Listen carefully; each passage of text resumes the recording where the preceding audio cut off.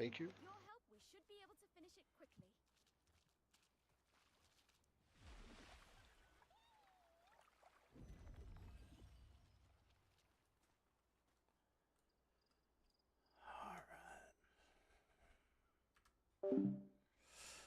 Alright, everyone. Welcome to an episode one of just fucking. We're just fucking fishing. That's all we're doing.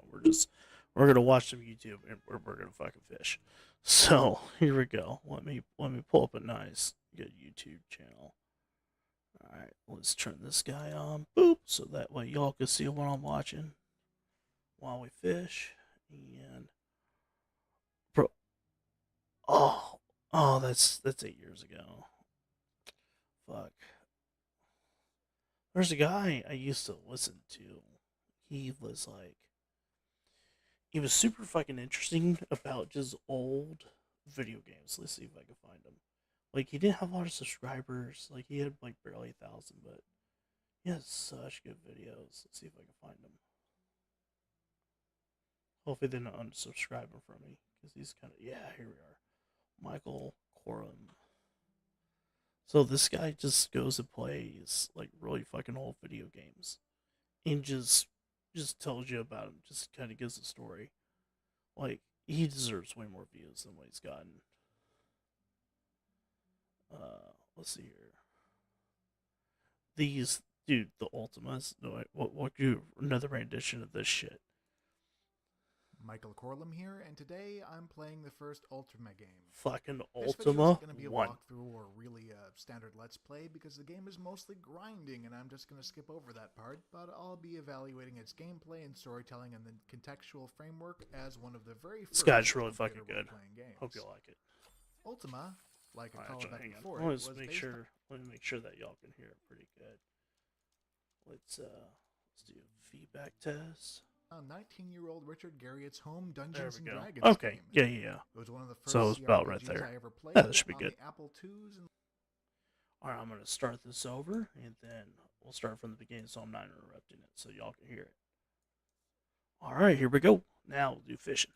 Michael Corlum here, and today I'm playing the first Ultima game.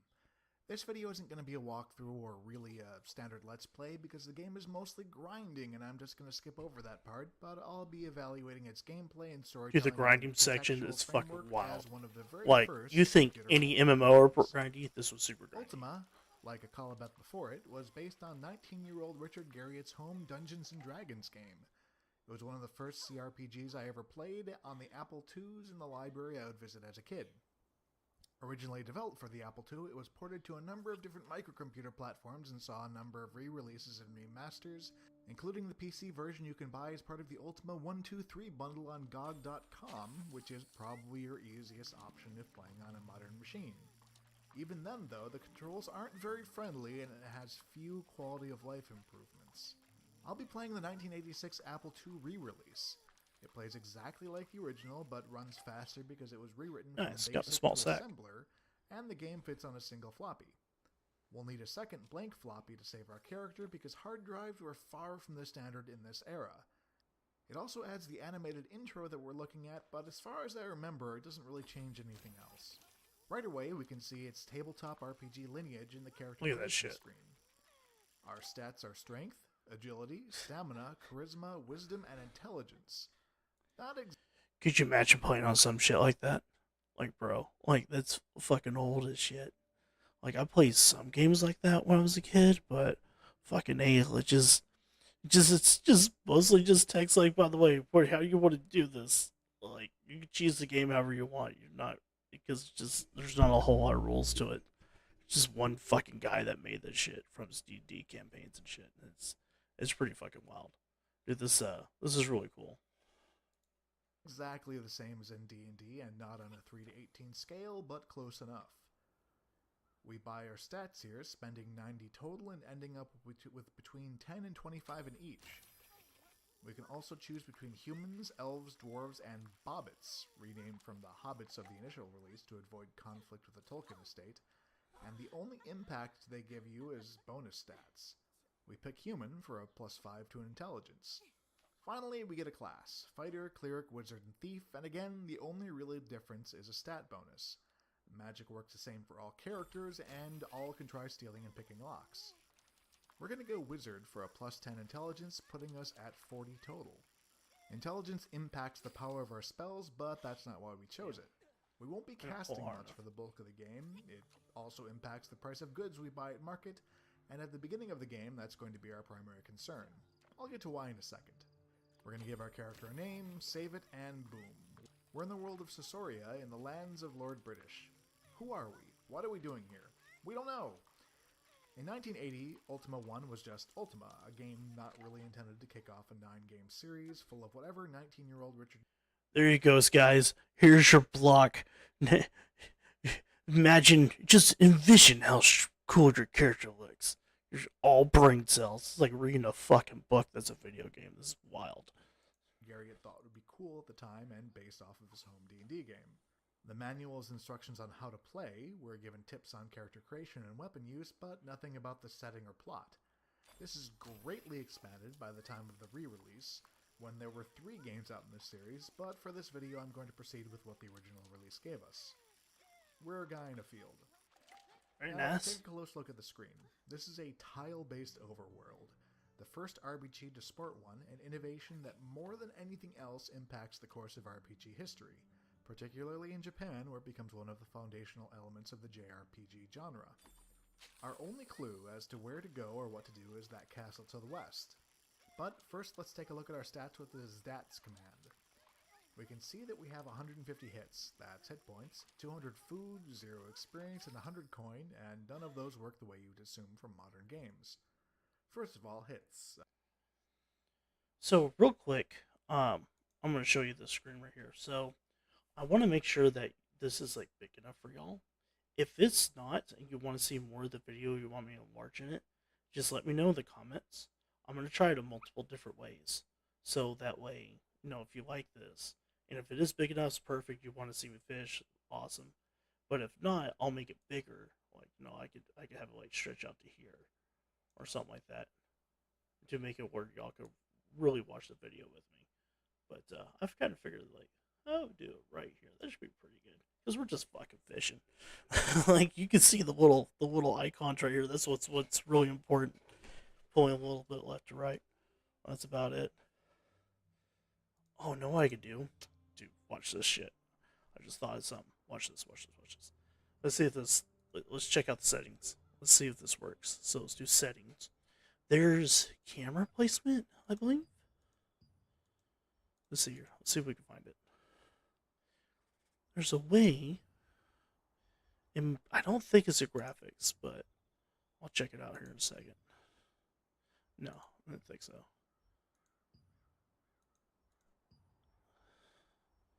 Where the fuck was that? Let's see if it's down here. No. It's not gonna be an item. Camera. Ah, here we are. So let's try to put me there. Like this. Then you put it like that. So let's look at it. So we'll see how I'm gonna watch it with y'all. See how this looks. Oh, it doesn't fucking matter. Oh no, it kinda does. Kinda gives you more of a view right there. Yeah, now y'all can see me fishing. Yeah, there we go. That's what's up. Look at that. That'll be so much better for y'all. Cool. So now, what we can do is, since you can see me fishing, we'll make it like this while fishing. There we go. And then let's test it one more time. Let's see how that looks. You can't really see my character anymore, but you can see the bob. Let's see if you can see everything that's important. You cannot see everything that's important, so that tells me that it needs to be like that. That's about as big as we're gonna get. But that makes it where y'all can see fishing and watch the video. Alright, perfect. I think this will do it. I think this will be it. Alright, let's get back to the video. Sorry for the interruption. Hit points. There's no healing, there's no resting, the cap is 9,999, and you get more by either giving money to kings or by killing monsters in dungeons and returning to the surface world. They function a bit like experience points in that regard. But what do the experience points do? Nothing really. You need to reach level 8 by the end of the game, but that's just a content lock. Going up a level doesn't improve your stats or anything else. And you get experience by fighting, sure, but also just by walking around. It's kind of a weird stat.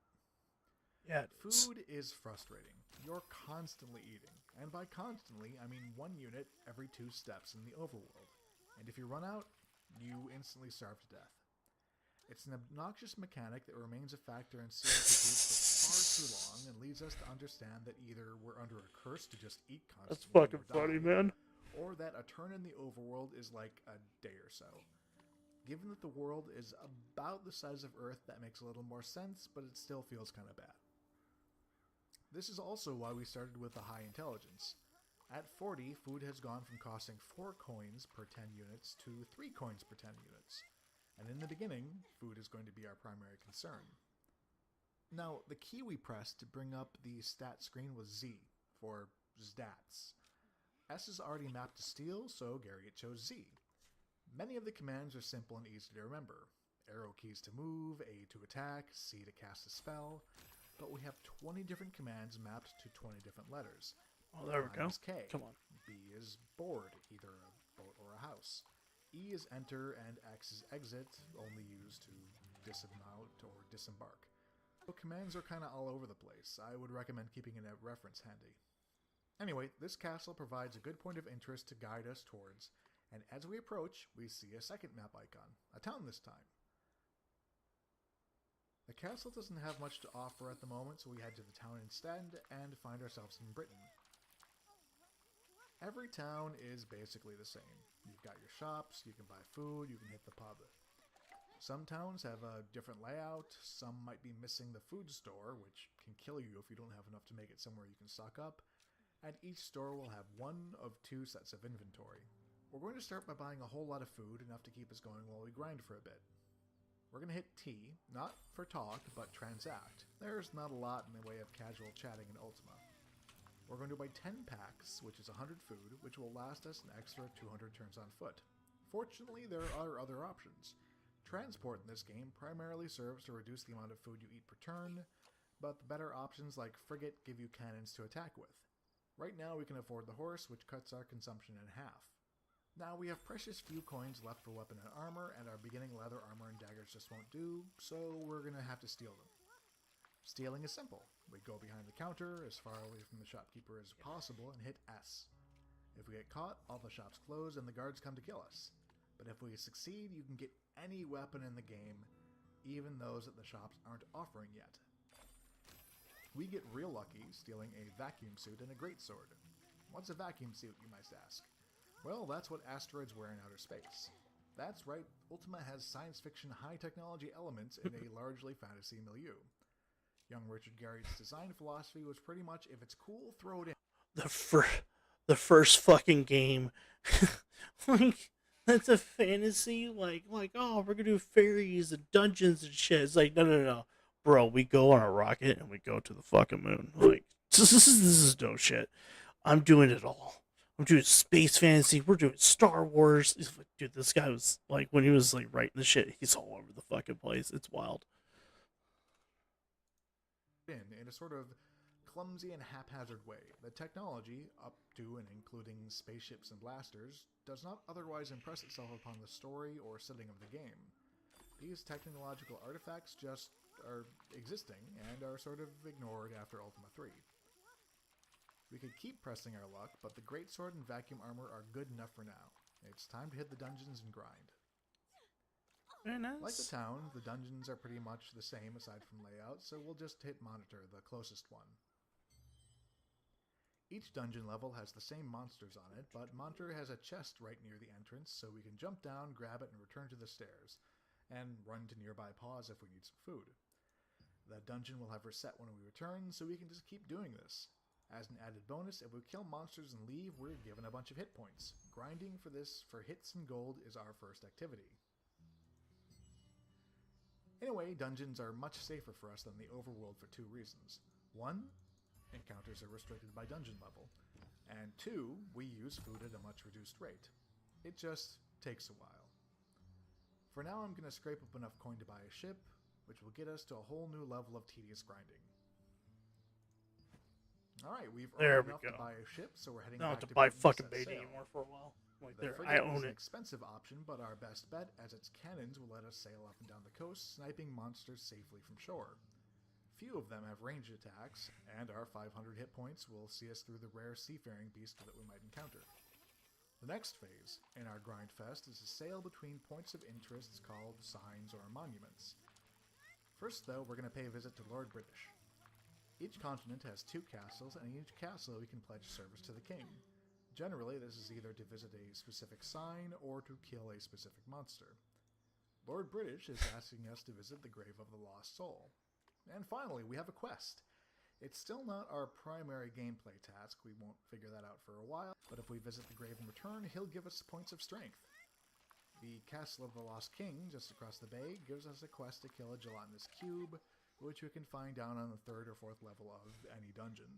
We'll do that later, because first we need to grind some shrines. You see, in addition to the king's quests to visit specific shrines, each shrine gives a different attribute bonus. So when we sail between them, and it works as long as you're not trying to visit the same one immediately after leaving, we can bump our stats up relatively quickly. The boost is less the higher the stat, but our lowest stats are giving us 10 or 11 per visit.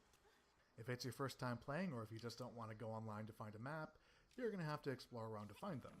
The Oh my original God. 1980 release didn't come with a map of any Holy kind, and the fuck. re-release is No map. cool, but it doesn't have a key. Holy shit. Still, once you've got your bearings, you can plot a course that lets you hit each sign in turn, and sailing around, sniping monsters on this route is our next big grind fest. Well, we've got stats in the 70s and 80s now, except for strength. There are no Dude, could you imagine trying to play this fucking game without a map? Like, that game without a map. Now, I play Dark Souls without a map, but Dark Souls is kind of linear. This game's full fucking open world. Like, Dark Souls kind of has a linear path. You're like, oh, this isn't it, and you just go a different way. But this one takes that to a whole new level. And then there's, like, some of them, some people I've watched actually play games where the maps get randomized and there is no map. So you can't just like memorize. Like this one's, like as soon as you know the game or know where everything is, your second playthrough, super fucking easy. These other people have randomized maps where it's never super fucking easy. They're basically starting over from scratch every single fucking time, and that's insane to me. But anyway, imagine if this is like your first time playing this game. This shit would be fucking wild. strength-related monuments, so we're going to have to grind the quest where a king tells you to visit somewhere specific. Lord British's quest for the Grave of the Lost Soul fits into our route well enough to be hit every so often, but there's really no fast way to build it up. It's now time to handle our gear. One of the features of the game is that visiting shrines also unlocks more options than the shops, but we're not going to be going shopping, or stealing.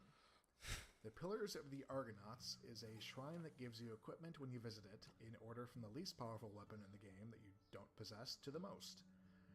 It's located between the Wisdom and Intelligence gathering shrines, so we can create a fast route running between them to relatively quickly work our way up to the Blaster, the most powerful weapon. This doesn't work with armor, so we're just going to have to buy ourselves a suit of Reflect armor from the shop, but it's not too expensive. While we're at it, we can also buy an air car. A vehicle that can go over flat land and water with a laser cannon that looks a lot like a speeder from Star Wars. And since we're here, we might as well also buy ourselves a shuttle. That's a space shuttle. We're not ready for it, but we'll need it later. As we finish On the grinding, space, you might bitches! wonder how it is that you're supposed to know what you're doing. Some games of the era did have a very just try things out and you figure it out attitude towards the player's goals. And in the re-release, the game manual spells out... Well, it's like a speeder for fucking the first Star Wars. And that you need to slay him, and later games imply that you, the stranger, fucking are wild. answering the call of Lord British. It's crazy what you That could do is with in the first fucking release lines. manual, but you can get the basic premise by transacting at a pub. You'll spend a coin on drink, and the bartender will tell you a rumor, but if you drink too often, which can be as few as twice in some cases, you'll get drunk and a wench will steal half of your gold. This is the earliest way to get useful information in the game, and there are 4 specific rumors that give players direction. Let me tell you what they are, presented to the player randomly. Thou had best know that over 1,000 years ago, Mondain the Wizard created an evil gem. With this gem, he is immortal and cannot be defeated. Oh, he Quest cannot. of Ultima is to traverse the lands in search of a time machine. Upon finding such a device, thou should go back in time to the days before Mondain created the evil gem and destroy him. Yes, this breaks the fourth wall, and it is a huge info dump, but it's the only real way of learning the main quest of the game. If the player decides to waste enough time drinking and risking half your coin in the tavern, that is. Thou had best know that the princess will give great rewards to those who rescue her, and an extra gift to an 8th level ace. The exact impact isn't immediately apparent here because the reward is in fact mission critical, but it lets you know the requirements. Rescue a princess, be 8th level, and an ace. What's an ace, you may ask? Well, our third vital rumor tells us. Thou had best know about space travel. Thou must destroy at least 20 enemy vessels to become an ace. And yeah, that's what we're going to need our shuttle for. Thrilling space combat, but we're not quite there yet. First, we have 4 more quests to complete. While half of our kings gave us simple quests to visit points of interest in exchange for strength, the other 4 ask us to kill specific monsters in the dungeon. We need to kill a gelatinous cube on level 3 or 4, a carrion crawler on level 5 or 6, a lich on 7 or 8, and a balrog, renamed Balron in the re-release, on level 9 or 10. So that's next. We're going to head back to Britain and prepare for this last step. Buying extra armor because the gelatinous cube will eat what you're wearing, and finally buying our first wizard spell, Ladder Down, which will immediately drop us down a dungeon level, and Ladder Up, which will bring us back up. These appeal to me because even with a map, I'm Ooh, level 10 fishing, bitches! So down we go into the dungeon. This will be relatively quick because we don't want to tarry. Our target monsters aren't the most dangerous, but gelatinous cubes will eat our armor, gremlins are around that can steal half our food with each hit, and mind flayers damage our intelligence scores. We get lucky though, and each of our foes goes down pretty quick, and we're able to jaunt back to the surface without too much trouble. It is worth grinding a little on levels 5 and 6 between the cubes and the gremlins to replenish our coins and hit points. We're also going to need to be level 8 soon, but our next step gets us a lot of experience. We need to become that space ace. Since we've bought our shuttle, we can just jump and go into space. This is essentially an entirely new game, similar to the old Star Trek microcomputer games or Star Raiders on the Atari 2600. The controls are entirely different than the rest of the game. Up is thrust, down is retro rockets to counter thrust, and left and right rotate us 90 degrees. We want to dock with this space station here, something that takes pixel-perfect perfection if you don't want to damage your ship. And once we've done so, we can switch to one of the other ships. They have guns, but only the shuttle can land on the planet. So the big ship carries more fuel, and the little one has stronger shields. Almost everything we do, thrusting, firing, turning, takes fuel, so we'll have to dock to refuel and recharge our shields a few times to pursue our goal of becoming an ace. A goal that, again, requires us to shoot down 20 enemy ships. And to find those ships, we need to use the galaxy map. The diamonds you see are stars, the H's are sectors of enemies, and our planet is in the center sector here. To jump from sector to sector, we need to enter first-person view and hit hyperspace, while facing the direction we want to jump. Here, the closest sector with an enemy is pretty far, and each jump is going to use up 100 fuel. Alright, now that we're in an enemy sector, we can try to shoot down some ships that totally aren't Star Wars TIE fighters. My fucking god! While space allows us to quickly Oh my god! The enemy ships appear in the corner. Could you imagine you had to type all that shit? Right, climb. This forces them closer, and we can try shooting. So, by the way, so he's not actually typing this out. He has it like putting out, like through a controller or a keyboard. But this is what's funny. So, old games like this, like Dungeons and Dragons, you had to type your action. Like, you had to type in, like, move forward and, like, move back, turn around, like, literally type it out. And it's in a game mode kind of like this. And there is, like, some shortcuts for it. Just typing, like, one letter, like, you could just hit move and enter. but like it's fucking insane. Like we, if I could find a playthrough of it, we'll watch that together on one video. But it's fucking wild. Like it's a hard game to play. Old games were fucking hard. Shooting them, though observe that just moving the cursor uses fuel, so you have to be careful and smart about who you try to herd away and who you let go. Once they're close enough, and therefore big enough targets, you can try shooting them, and they can try shooting at you. This is yet another grind. We need 20 kills to become an ace, and any given sector will only have a few enemies, so we're going to fly around, kill them, and return to our space station to refuel as often as necessary. This does earn us a lot of experience, which is good, because we're going to need to hit 8 level before the end game. And we're an ace. Great. We just need to kill off the last enemies and we can fly home. Now we're going to turn in all of those kill the enemy quests from the dungeons, and in doing so, the kings will give us gems and clue us in about what we need to do to win. Travel back in time before Mondain was invincible and rescue a princess. Which princess? It doesn't matter. Each king has a princess locked up in their dungeon. To get For the fucking tops, it's a princess. It's a triangle. This tells us a lot about the morality of the early Ultima games. You're expected, in fact required, to behave this way, and even the good and noble kings have princesses locked up in their dungeons. This alone might be the biggest piece of world building in the game. Anyway, princess rescued. She gives us the last piece of information we need, the location of the time machine. Well, its general direction anyway. We still have to search for it. You can still impressed that one dude made this shit. Anytime you feel tough enough to take on the castle guards. Rescues will earn you gold, hit points, and experience, but unless you're a level 8 ace, you won't hear about the time machine. And it won't appear on the map. It's a vehicle, so we're just going to go to it. And get yet more story in the form of a text dump, one of the two the game gives you. It also brings you to the final fight with Mondain. This is a bit of a puzzle. His gem gives him immortality, so you need to smash it before you can kill him. And this is the one time in the game you need to use the G grab command instead of stay steal. But even without the gem, Mondain is a tough fight. He does tremendous damage, and as long as the gem is there, he won't permanently die. Maybe the most difficult part is that he'll turn into a bat and run away, forcing you to corner him just to get a few hits in. But if you have enough hits to outlast him, you'll eventually beat him and be treated to the game's ending scroll. You have defeated Batman. Batman. That's Ultima, a kitchen sink mishmash of setting elements with an inconsistent morality and clashing gameplay elements, but a classic genesis of the computer RPG genre. Doesn't hold the player's hand at all in terms of lore, backstory, or even telling you what you're supposed to be doing, with a complicated control scheme and uneven difficulties.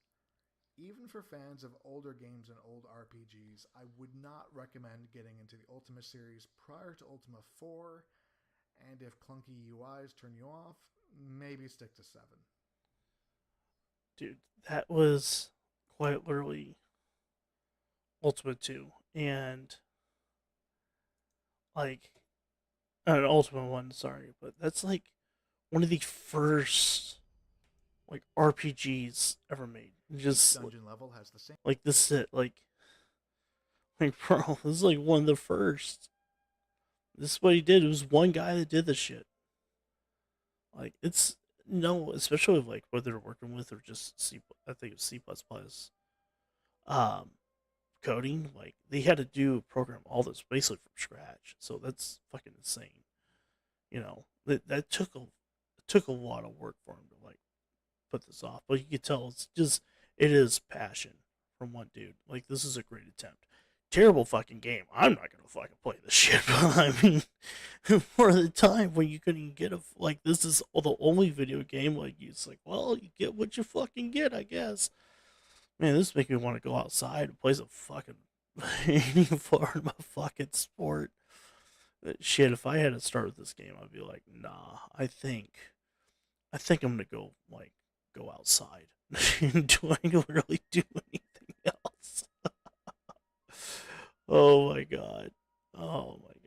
Anyway, all right, let's do this is the end of this one. This was Ultima 1, and yeah, let's do Ultimate 2, you know. Alright, let's end this. Let's go ahead and do this. And we'll end it.